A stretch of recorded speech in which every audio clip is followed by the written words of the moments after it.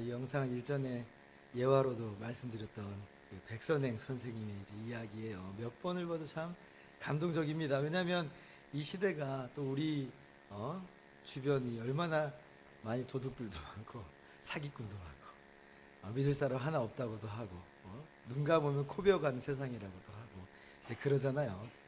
그러나 이 시대를 살아가는 우리들, 예수님 믿는 우리들은 달라야 하겠습니다. 우리가 있는 곳에서 빛으로서 소금으로서 사명 잘 감당하는 주님의 백성 되기를 주님의 이름으로 축원합니다. 오늘 본문 말씀은 10계명 중에 제 8계명입니다. 다시 한번 읽어봅시다. 시작. 도둑질하지 말라. 이 말씀 앞에서 이 뜻이 무엇인지 또 어떻게 살아야 하는지 모르는 사람은 한 사람도 없을 겁니다. 도둑질하지 말아야죠. 이건 비단 성경뿐 아니라 세상 법에서도 어느 사회나 문화에서도 그 많은 그런 내용들이에요. 근데 왜 그러면 사람들은 도둑질을 하는 걸까? 하지 말아야 되는 걸 알면서도 하는 이유는 뭔가? 우리가 그걸 좀 생각을 해봐야 돼요. 그래서 우리는 이 도둑질하지 말라는 이 말씀을 들으면서 이 도둑질이라는 어떤 외형적인 행동뿐 아니라 사람의 그 마음속에 무엇이 들어가 앉아 있는가를 살펴봐야 돼요. 그럼 먼저 그럼 왜 도둑질을 하는가? 도둑질하는 첫 번째 유형은 뭐가 있냐면 생계형 도둑질이에요. 생계형 도둑질. 이건 내면에 어떤 무엇 때문에 도둑질했다기보다는 그저 배가 고파서 도둑질한 거예요. 마치 여러분도 잘 아시는 빅토르 위고의 이 레미제라블에 나온 장발장 있잖아요. 장발장 이제 과부인 누이와 함께 지냅니다. 조카가 7명이나 있어요. 이 조카들을 부양해야 되는 날품팔이 노동자입니다. 그런데 이제 어떤 추운 날에 일거리가 없어요. 일용적이니까 속수무책인 거예요. 근데 이제 가족들은 배를 곪고 있잖아요. 어떻게 해요?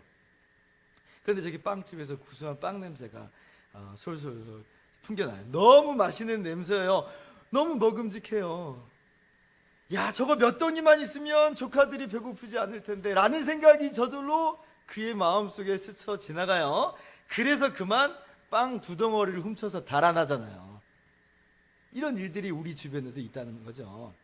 사람들이 도둑질하는 두 번째 이유는 게으름 때문입니다. 그 마음 가운데 게으름이 작동을 했기 때문에 도둑질로 나가는 거죠. 제가 대학생 때 이제 아르바이트를 하면서 처음으로 월급을 받을 때가 있었어요.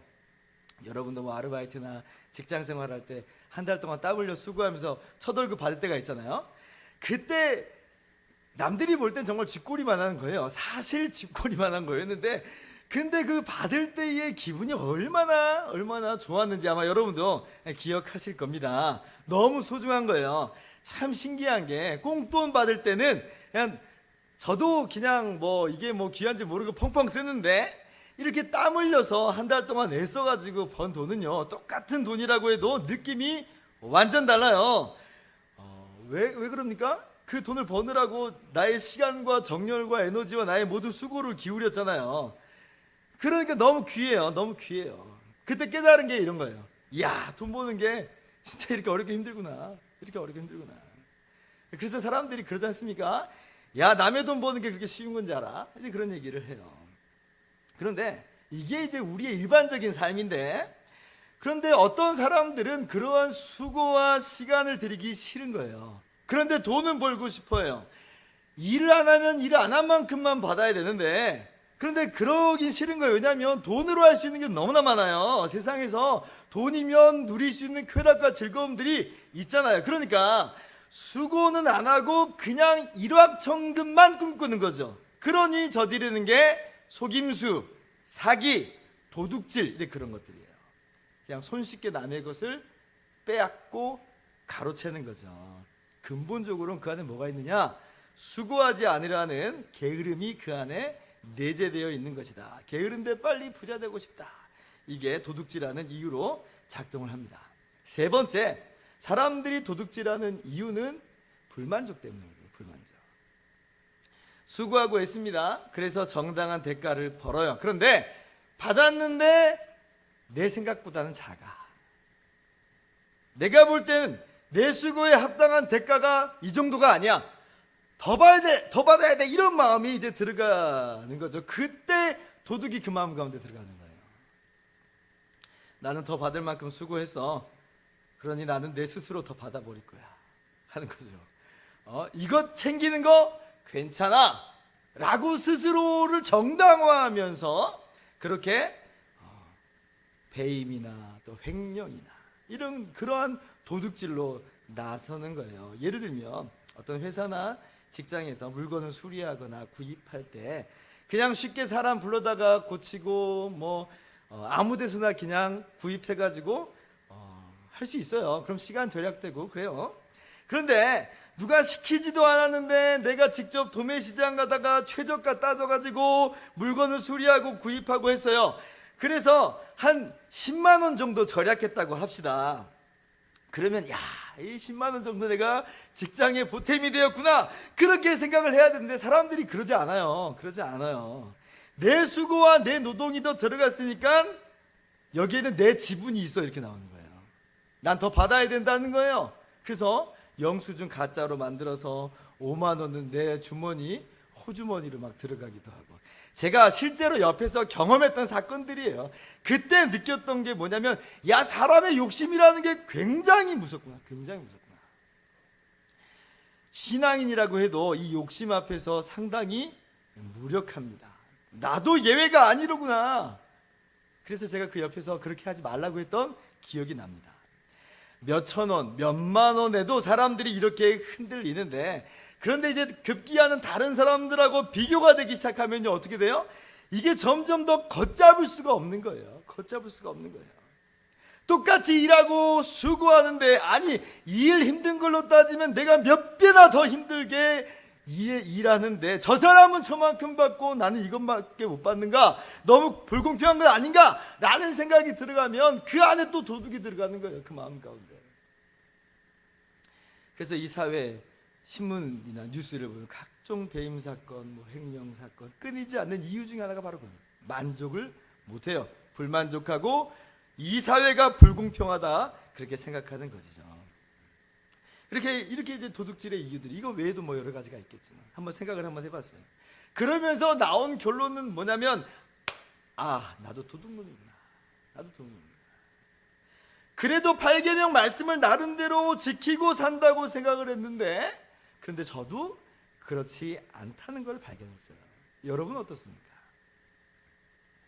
오늘 성경은 분명하게 도둑질하지 말라 하시면서 도둑질을 금합니다. 그것이 가장 극한 상황에 내몰렸다고 하는 생계형 도둑질이라고 할지라도 성경은 그런 도둑질조차 용인하지 않아요. 잠언 6장 30절 말씀을 보면 도둑이 만일 줄일 때에 배를 채우려고 도둑질하면 사람이 그를 멸시하지는 아니하려니와 31절 같이요. 들키면 7배를 갚아야 하리니 심지어 자기 집에 있는 것을 다 내주게 되리라. 이 말씀이 무슨 들키지만 않으면 된다 그런 뜻 아니에요. 생계형 도둑질은 그래도 괜찮다 그런 뜻도 아닙니다. 심정적으로는 이해를 할 수 있다는 거예요. 그러나 그럴지라도 그것이 그 받을 벌을 조금 더 감해주지 못한다는 이야기예요. 생계형이라 할지라도 똑같이 도둑질이라고 하는 그런 악한 죄임을 말씀하고 계시는 거죠. 왜 이 정도도 못 봐주는가? 우린 이렇게 생각을 하지만 성경은 그것도 죄라고 이야기하는 거예요. 왜 그러냐면 우리가 이 땅에서의 삶이 전부라고 한다면 어떻게 보면 생계형 도둑질 정도는 이해해 줄 수 있지만 사실 이 땅에서의 삶은 전부가 아니고요. 이 땅에서의 삶은 일종의 훈련과 같기 때문에 그래요. 하나님을 닮아가고 날마다 거룩해지는 싸움을 우리가 이 땅에서 살아가고 있는 거고요. 그 다양한 양상 속에서 바로 이런 내용들이 나온다는 거죠. 부자는 부자 나름대로의 싸움이 있고 가난한 사람은 이런 부분에서 거룩을 향한 싸움이 있는 거예요. 이를테면 우리가 이 땅에서 80년 인생을 살아갈 때 이것을 이 신병훈련소 기관 같이 우리가 생각을 해볼 수가 있는 거죠. 장교로 입대한 사람은 장교 나름대로의 훈련이 있고, 부사관은 부사관 나름대로의 훈련이 있고, 일반 사병은 일반 사병 나름대로 훈련이 있어요. 육군은 육군 나름대로, 해군은 해군 나름대로, 공군은 공군 나름대로 훈련이 있어요. 우리 모두는 사실 그런 의미에서 이 땅에서 훈련받고 살아간 사람들이에요. 그래서 장차 하나님 나라 들어가는 사람들이에요. 그러므로 이 땅에서 하나님으로 만족하는 훈련, 하나님의 통치를 인정하는 훈련, 그렇게 하나님을 닮아가는 훈련을 하는 거예요. 그런데 생계형 도둑질이요? 아니에요. 그걸 이기는 게 훈련인 거예요. 그리고 그걸 이기면서 살아갈 때에, 그리고 마침내 하나님 나라가 임할 때에 우리가 그렇게 주님을 닮아가는 거룩한 사람임을 우리가 그때 발견하게 되고, 그렇게 아름답게 변화되게 되는 거죠. 그러므로 어떠한 이유이든지 간에 도둑질은 용인될 수 없다. 우리 각자는 각각의 이유와 변명과 그래서 싸워야 되고요. 그렇게 거룩의 훈련을 해야 되는 거예요. 여러분, 도둑질하지 마시기 바랍니다. 자, 그렇다면 오늘 8계명의 말씀을 적극적으로 실천하고 실행하는 것에는 또 어떤 것들이 있을까요? 첫 번째로 따라서 한번 해볼까요? 자기 손으로 수고하기를 힘써야 합니다. 예, 이 말씀을 적극적으로 우리 삶 가운데 실현해내는 건 뭐냐면 자기 손으로 수고하기를 힘쓴다는 거예요. 에베소서 4장 28절입니다. 같이 읽습니다. 시작. 도둑질하는 자는 다시 도둑질하지 말고 돌이켜 가난한 자에게 구제할 수 있도록 자기 손으로 수고하여 선한 일을 하라. 모든 게으름과 손쉽게 돈을 벌으려는 생각을 내려놓고 아직 능력이 있고 기력이 충분하다면 우리는 수고하기를 마다하지 말아야 돼요. 간혹 기독교 신앙에 대해서 오해하는 분들이 있어요. 이게 뭐냐면 일 안 하고 복 받는 것을 마치 정말 축복이라고 생각한다는 거예요. 그렇지 않아요. 그런 사고의 이면에는 무슨 생각이 들어가 있냐면 이 일은 무슨 저주나 되는 것 같은 그런 생각이 들어가 있다는 거예요. 물론 인간의 타락 이후에 노동이라는 것이 저주 받아버리는 것은 분명합니다. 땅이 저주를 받아서 얼굴에 땀을 흘려야만, 즉 엄청 수고해야만 먹을 것을 먹을 수 있다라고 말씀하셨어요. 그러나 노동 자체가 저주냐? 아니에요. 타락 이전에 에덴 동산의 삶이 무의도식하는 삶이었나? 그렇지 않죠. 창세기 2장 15절 말씀 보면 여호와 하나님이 그 사람을, 아담을 이끌어 에덴 동산에 두어 그것을 경작하며 지키게 하시고 기록하고 있어요. 여기 경작하라는 단어가 이미 나와요. 타락 이전입니다. 일한다는 단어예요. 일하는 것은 타락 이전부터 하나님께서 사람을 향한 목적과 계획으로 가지고 계셨다는 거예요. 노동이라는 것은 하나님의 계획 중에 일부입니다. 노동을 안 하는 게 그래서 복이 아니라, 노동을, 적당한 노동이죠. 노동을 하는 게 복이에요. 그래서 우리도 경험을 통해서 알죠. 사람이 일을 안 하고 그냥 쉬기만 하잖아요. 그냥 놀고만 있잖아요. 그러면 이 마냥 좋을 것 같아 보이지만 그렇지 않아요. 너무 삶이 무료해져요. 뭔가 배운다든지, 뭔가 치운다든지, 뭔가 돌본다든지, 뭔가 생산하지 않으면 사람은 인생의 목적 자체를 잃어버리기가 쉽습니다. 우울증에 좀 빠지기도 쉽고 그래요. 왜냐하면 그렇게 만들어졌거든요.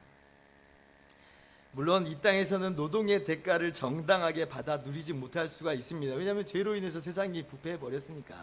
그러나 그럼에도 불구하고 노동은 하나님께로부터 부여받은 본질적으로 신성한 것임을 기억하고 손으로 수고하기를 마다하지 않는 저와 여러분 되기를 주님의 이름으로 축원합니다. 둘째로, 오늘 이 말씀을 기억하면서 우리는 근검하고 절약해야 됩니다. 왜냐하면 소득보다 낭비가 심하면요, 재정이 마이너스가 돼요. 그러면 훨씬 더 그 마음 가운데 도둑이 들어가기가 쉬워요.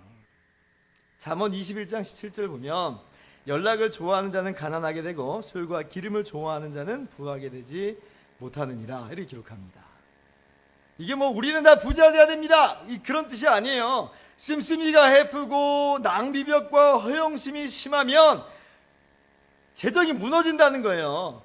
버는 만큼만 써야 되는데 남들 하는 대로 다 하고 싶어. 그래서 다 하고 심지어 그것보다 더 하면 그러면 삶이 궁핍해지는 거예요. 그래서 우리는 신문이나 뉴스에서 종종 그런 기사들을 만납니다. 사지 멀쩡하게 젊은 사람인데 절도죄로 체포돼요. 물어보면 유흥비로 쓰려고, 유흥비를 마련하기 위해서 쓰려고 했다. 그런 내용들을 많이 들어요. 어떤 사람은 명품 옷에, 가방에, 밥 먹는데, 술 마시는데 돈을 펑펑펑 써요.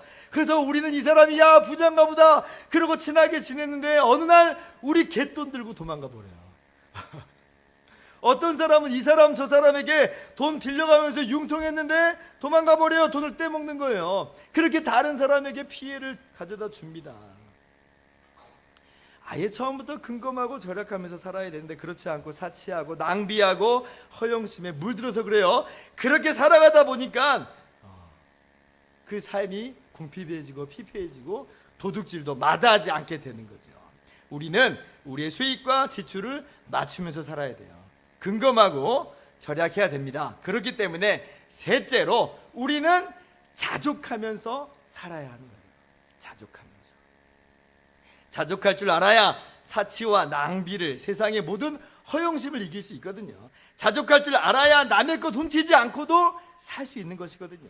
디모데전서 6장 6절을 보면 그러나 자족하는 마음이 있으면 경건은 큰 이익이 되느니라. 우리가 세상에 아무것도 가지고 온 것이 없음에 또한 아무것도 가지고 가지 못하리니 같이요 우리가 먹을 것과 입을 것이 있은즉 족한 줄로 알 것이니라. 자족하면서 살라는 거예요. 사도 바울이 엄청 좋은 거 먹고 있다, 엄청 좋은 것 입고 있다, 그렇지 않죠. 예수님 만난 이후로 평생 전도 여행 다니면서 어쩌면 떠돌이처럼 살았어요. 그저 교회에서 성도들이 대접한 대로 먹고 때로는 그 자신이 직접 장막 만든 일을 해가면서 그렇게 복음을 전하고 일도 하고 이제 그런 삶의 양상을 이제 살았던 걸 우리가 잘 알고 있어요. 먹어봤자 얼마나 잘 먹었겠어요. 그러나 만족하는 거예요. 자족하는 거예요. 먹을 수 있는 것에 감사하고 입을 옷이 있는 것에 감사하고 그것이 뭐 화려하고 엄청 좋은 것이 아닐지라도 만족하는 거죠. 그래도 괜찮다는 거예요. 충분하다는 거예요. 그런 삶의 모습을 통해서 사도 바울이 증명해내는 건 뭐냐면 내가 소망하는 것은 이 땅의 삶이 아니다. 우리 자족하는 삶 가운데 우리가 증명해내는 게 있어요. 이 땅에서의 삶이 전부가 아니라 우리는 장차 영원한 하나님 나라를 대망하면서 산다. 그것을 실제하는 곳이다 라는 것을 우리가 그렇게 증명하고 있는 거죠. 그러니 도둑질이 웬 말이에요. 어떻게 보면 그래서 도둑질은요 장차 임하는 하나님의 나라를 부정하는 것이다 라고까지 볼 수가 있어요. 왜요? 난 이 땅이 좋습니다. 사기를 치든 도둑질을 하든 수단 방법 가리지 않고 이 땅에서 잘 먹고 잘 사는 것을 나는 최고로 따지겠습니다. 최우선으로 여기겠습니다. 이게 도둑질의 한 모습이잖아요. 하나님 나라를 부정하는 거죠. 참 두려운 말씀인데 고린도전서 6장 10절은 이렇게 기록합니다. 도적이나 탐욕을 부리는 자나 술 취한 자나 모욕하는 자나 속여 빼앗는 자들은 하나님의 나라를 유업으로 받지 못하리라. 11절 가세요. 너희 중에 이와 같은 자들이 있더니 주 예수 그리스도의 이름과 우리 하나님의 성령 안에서 씻음과 거룩함과 의롭다 하심을 받았느니라. 주님의 대속의 은혜가 아니었다면 도둑질의 죄는 그 대가로 영원한 심판과 형벌을 받을 수밖에 없는 거예요. 우리가 그랬던 사람들이라는 거예요. 우리가. 그런데 주님의 십자가의 은혜로 구원을 받은 것뿐이에요. 그러니까 어떻게 구원받은 우리가 어떻게 그 안에서도 살 수가 있겠어요? 어떻게 우리가 도둑질하면서 살 수가 있겠는가라고 하는 거지요. 자족하는 마음이야말로 우리 마음 가운데 들어오는 도둑을 쫓아내는 강력한 경비가 됩니다. 다른 사람 비교하지 말고 왜 같은 노력을 했는데 저 사람은 저렇게 잘 살고 나는 이렇게 못 사는가 따지지 말고 그저 하나님이 주신 것에 만족하고 감사하는 그러한 자족의 삶을 살아가는 저와 여러분 되기를 주님의 이름으로 축원합니다.